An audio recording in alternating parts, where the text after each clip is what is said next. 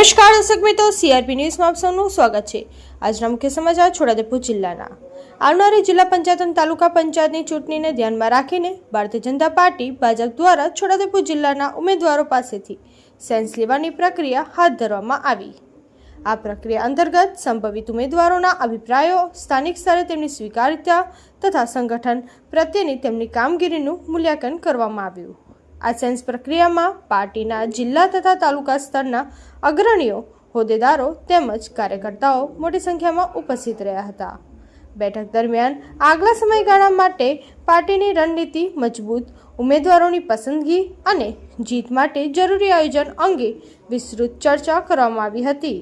ભાજપના નેતાઓએ જણાવ્યું હતું કે પાર્ટી સંગઠનને વધુ મજબૂત બનાવીને અને સ્થાનિક જનતાના પ્રશ્નોને ધ્યાનમાં રાખીને યોગ્ય અને લોકપ્રિય ઉમેદવારોને તક આપવામાં આવશે। આ સાથે આવનારી ચૂંટણીઓમાં ભાજપ વધુમાં વધુ બેઠકો જીતે તે માટે સંગઠન સ્તરે સક્રિય પ્રયાસો હાથ ધરવામાં આવશે।